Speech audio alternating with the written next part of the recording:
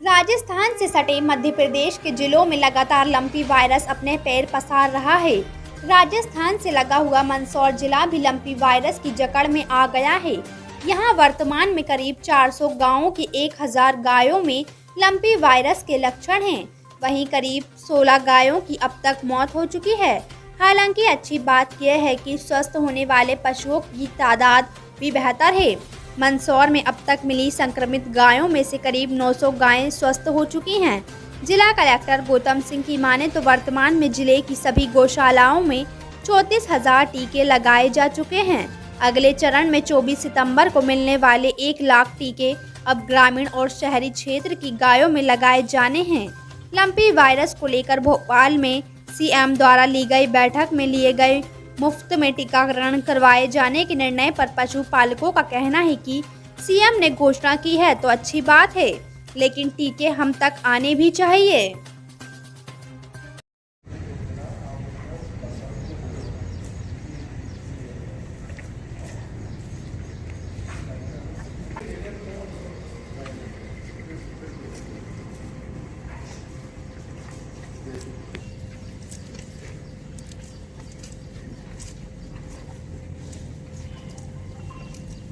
खाना छोड़ देती है, खा रही है, शुक्ला खा रही है।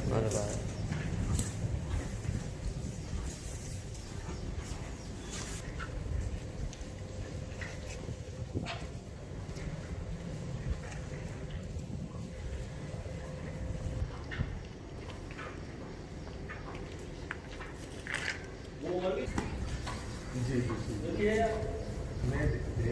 हाँ है ना उसमें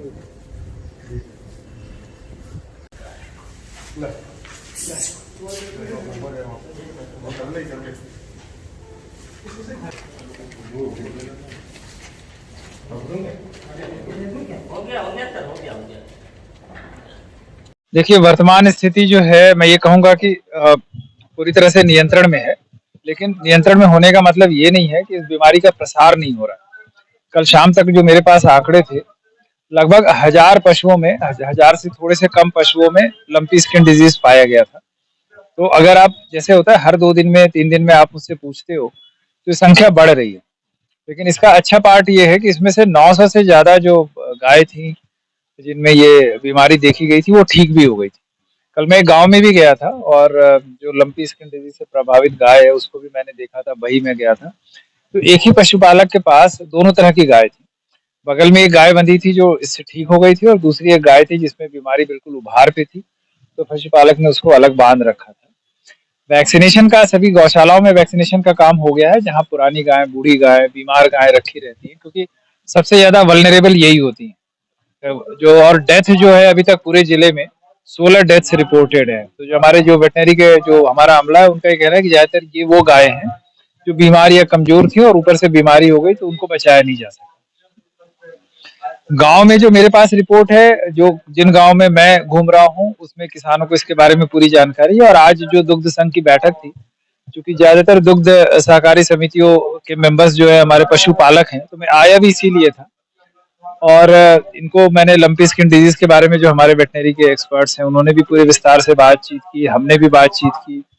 कुछ दुग्ध संघ के पुराने पदाधिकारियों ने वैक्सीनेशन की कमी की भी बात की है कि अभी पूरा वैक्सीनेशन नहीं हुआ है, दूरस्थ गांव में अभी लोग नहीं जा पाए हैं। तो हमने जो गोट पॉक्स वैक्सीन है उसके 1,10,000 डोजेस के संबंध में ऑर्डर दिए थे। मुझे बताया गया कि 24/9 को वो जिले में आ जाएगा। तो उसके बाद फिर अगले विद इन अ वीक जो है, जहाँ वैक्सीनेशन जरूरी है, जहाँ वैक्सीनेशन रह गया वहां हम पूरा कर देंगे।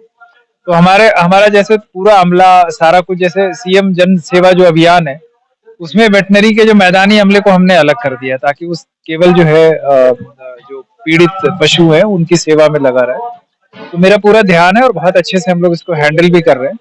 तो स्थिति बिल्कुल अच्छी रहेगी, कोई दिक्कत आएगी नहीं। कन्हैया जी बताओ कि आपका क्या कहना है और क्या मतलब वर्तमान में क्या स्थिति गाँवों में, क्या मर भी रही है कि नहीं? बराबर मर रही है सर।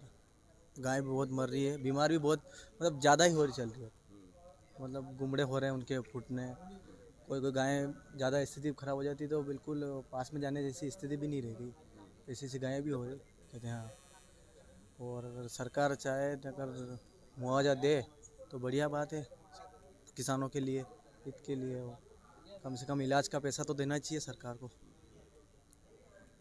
सरकारी डॉक्टर इलाज नहीं कर रहे हैं? कर रहे हैं बराबर सर, ऐसी कोई बात नहीं है, नहीं कर रहे हैं सरकारी डॉक्टर। पैसा कहाँ लगा?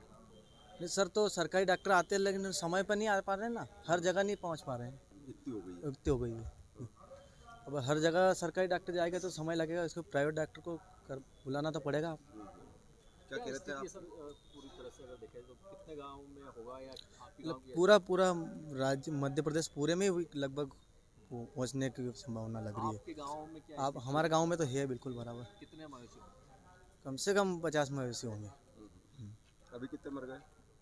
मरने के तो अभी जैसे इतनी जानकारी तो नहीं है, लेकिन कम से कम 5-7 तो मर ही गए। हाँ, अच्छा, दूसरा ये है कि ये गांव में भी जो बीमारी चल रही है केवल गाय में ही है या भैंस में तो धीरे धीरे आने लगी? नहीं केवल गाय में ही है, केवल गाय में ही, और ज़्यादातर तो देसी गाय में ज़्यादा है ये अटैक में ज़्यादा है।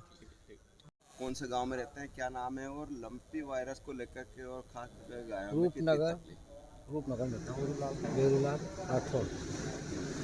लंपी वायरस को लेकर क्या तकलीफ और क्या स्थिति आपकी गाय के साथ क्या हुआ? सब वो तो ज़्यादा सीरियस हो गई थी, उसके उमड़े छोटी छोटी हुई, फिर फूटी भी है, तो इलाज तो बहुत किया पर फिर भी वो नहीं अपने बचा पाए उसको। कितने दिन इलाज चला? सब 25 एक दिन हो गया इलाज उसका। खर्चा? खर्चा 10,000 के ऊपर कर दिया हमने, 150 एक गोली खिलाई उनको, पर फिर भी वो इतनी सब मेडिकल से लाया अपन, अपने यूँ को नहीं, वो सरकार की तरफ से कोई गोली आई थी उन्होंने लिख दी, तो वहाँ से जाके इंग्लिश में सब लाया अपन, फिर हाँ इलाज कराया, पर फिर भी नहीं टिकी गाय, वो मर गई वो। अब क्या मांगे? अब तो कभी सरकार से कोई भी राशि देंगे तो कह रहे थे कि पहले मिलेगी, डॉक्टर साहब बोल रहे थे वो कि मिल जाएंगी, तो कभी फोटा खींचना, तो हमने फोटा ही ले रखा, वो मरा हुआ जिंदा का दोनों का है, अपने वहाँ कल ही हुई थी वो गाय। गाय की कीमत और इलाज का कितना खर्चा हो गया? सर गाय यूँ तो अपने देसी गाय है, वो देखो जर्सी नहीं थी, हाँ तो कम से कम 20-25 तो गाय की है वो। हाँ, इलाज का 10,000 रुपया खर्चा हुआ है। क्या मांग करते हो मुख्यमंत्री से? सर वो जो भी दे देंगे, वो कुछ भी राशि दे दे, इलाज के दे दे तो वही खूब है, और क्या है, गाय के नहीं दे तो। क्या नाम आपका? बेरूलाल।